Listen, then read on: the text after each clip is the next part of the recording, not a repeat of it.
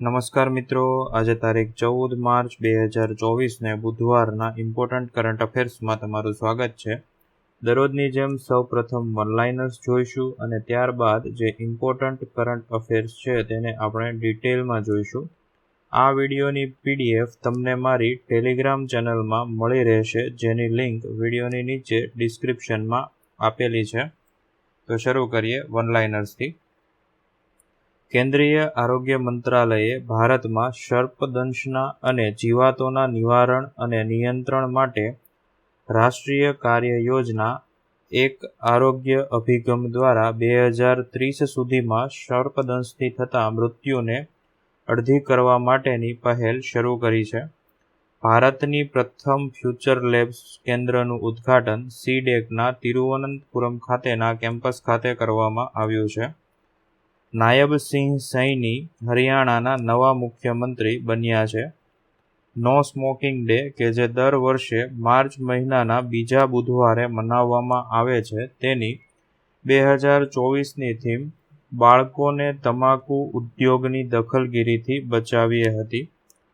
South eastern કોલ્ડફિલ્ડ લિમિટેડની Gevra ખાણ એ એશિયાની સૌથી મોટી કોલસાની ખાણ મિલ છે. કિશોર મકવાણાએ અનુસૂચિત જનજાતિ માટેના રાષ્ટ્રીય આયોગ એટલે કે national commission for schedule caste NCSCના અધ્યક્ષ તરીકેનો ચાર્જ સંભાળ્યો છે.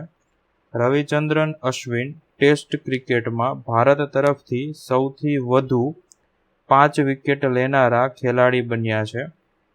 આ ઉપરાંત રવિચંદ્રન અશ્વિન પોતાની 100મી ટેસ્ટમાં બંને ઇનિંગ્સમાં 4 કે તેથી વધુ વિકેટ લેનારા એકમાત્ર બોલર બન્યા છે. રાષ્ટ્રપતિ દ્વારા યુનિફોર્મ સિવિલ કોડ એટલે કે UCC ઉત્તરાખંડ બિલ 2024ને મંજૂરી આપતા ઉત્તરાખંડ આઝાદી પછી UCC લાગુ કરનારું દેશનું પ્રથમ રાજ્ય બન્યું છે. હૈદરાબાદના હુસેન સાગર ખાતે લેસર આધારિત light and sound show the Kohinoor સ્ટોરીનું આયોજન કરવામાં આવ્યું છે. મધ્યપ્રદેશના સિહોર જિલ્લાના સિલખેડામાં વાતાવરણીય સંશોધન ટેસ્ટ બેડ ART સુવિધાનું ઉદ્ઘાટન કરવામાં આવ્યું છે. યોગ મહોત્સવ 2024નું આયોજન નવી દિલ્હી ખાતે કરવામાં આવ્યું છે. આ સાથે આજના વનલાઇનર્સ પૂર્ણ થયા. હવે જે ઇમ્પોર્ટન્ટ કરંટ અફેર્સ છે તેને આપણે ડિટેલમાં જોઈશું. તો પેલું છે પોષણ પખવાડા 2024 વિશે જોઈએ. તો 9મી માર્ચથી 23 માર્ચ 2024 સુધી પોષણ પખવાડા 2024નું આયોજન કરવામાં આવશે, જેમાં મુખ્યત્વે 3 થીમ આધારિત કામ કરવામાં આવશે. જેમાં પહેલી થીમ છે PBPB એટલે કે પોષણ ભી પઢાઈ ભી.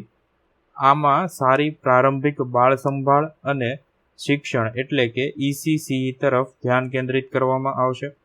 ત્યારબાદ આદિવાસી, પરંપરાગત, પ્રાદેશિક અને સ્થાનિક આહાર પદ્ધતિઓની પોષણની આસપાસની સંવેદનશીલતા પર ધ્યાન કેન્દ્રિત કરવામાં આવશે.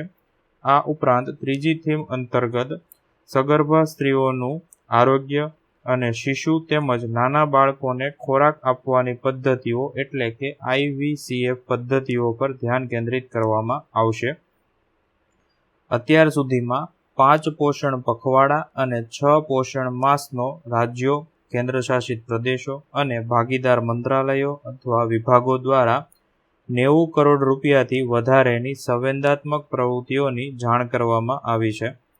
તંદુરસ્ત આહાર અને તેના પ્રત્યેની સામૂહિક સંવેદના કેળવવા માટે 2018માં પ્રથમ વખત પોષણ અભિયાનની શરૂઆતથી જ દર વર્ષે પોષણ પખવાડા અને પોષણ માસના સ્વરૂપમાં જન આંદોલનો ઉજવવામાં આવે છે.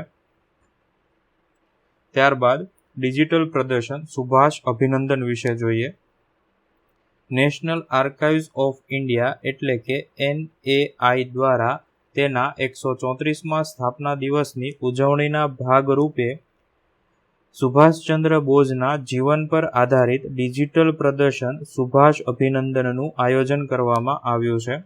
આ પ્રદર્શન NAI એટલે કે નેશનલ આર્કાઇવ્સમાં ઉપલબ્ધ દસ્તાવેજો ઉપર આધારિત છે, જેનું ઉદ્ઘાટન સંસદીય બાબતો અને સંસ્કૃતિ મંત્રી રાજ્યમંત્રી શ્રી અર્જુન રામ મેઘવાલે કર્યું હતું. નેતાજી સુભાષચંદ્ર બોઝના અંગત રેકોર્ડ ભારતના રાષ્ટ્રીય આર્કાઇવ્સમાં સચવાયેલા છે, જે નેતાજી પોર્ટલ અને અભિલેખ પર એક્સેસ કરી શકાય છે. આ રેકોર્ડ્સમાં તેમના દ્વારા લખાયેલા પત્રો, તેમના પિતા એટલે કે શ્રી જાનકીનાથ બોઝની ડાયરી, આઝાદ હિન્દ ફૌજના દસ્તાવેજો અને તેમને લગતા બીજા અન્ય સરકારી દસ્તાવેજો પણ ઉપલબ્ધ છે. આ પ્રદર્શનમાં સુભાષચંદ્ર બોઝના જન્મથી અત્યાર સુધીના સમયગાળાને આવરી લેતા 16 વિભાગોનો સમાવેશ થાય છે.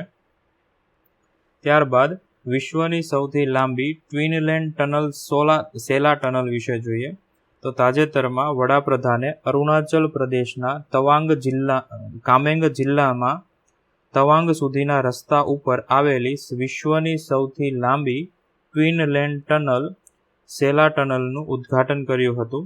આ ટનલ 13,000 ફૂટની ઊંચાઈએ BRO એટલે કે બોર્ડર રોડ ઓર્ગેનાઇઝેશન દ્વારા બાંધવામાં આવી છે અને તે આસામના તેજપુરથી અરુણાચલ પ્રદેશના પશ્ચિમ કામેંગ જિલ્લાના તવાંગ સુધીના રસ્તા ઉપર આવેલી છે.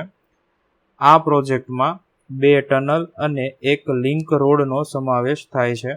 ટનલ 1 એ 980 મીટર લાંબી સિંગલ ટ્યુબ ટનલ છે, જ્યારે ટનલ 2 એ 1555 મીટર લાંબી ટ્વિન ટ્યુબ ટનલ છે, જેમાં એક બાયલેન ટ્યુબ ટ્રાફિક માટે અને બીજી કટોકટીની સેવાઓ માટે રાખવામાં આવી છે. આ ટનલ વચ્ચે 1200 મીટરનો લિંક રોડ છે. ₹825 કરોડના મૂલ્યના આ પ્રોજેક્ટનો ઉદ્દેશ તમામ હવામાનમાં કનેક્ટિવિટી પ્રદાન કરવાનો અને આ ક્ષેત્રમાં સશસ્ત્ર દળોની તૈયારીને વેગ આપવાનો છે. ઓસ્ટ્રિયન ટનલિંગ પદ્ધતિનો ઉપયોગ કરી આ ટનલ બનાવવામાં આવી છે, જે ઉચ્ચતમ સલામતી ધોરણોને પણ પૂર્ણ કરે છે. આ સાથે આજનું કરંટ અફેર્સ પૂર્ણ થયું. જો વિડીયો ગમ્યો હોય તો લાઇક કરજો. અન્યને ઉપયોગી થાય તેવું જણાય તો વિડીયો તેમની સાથે શેર કરજો.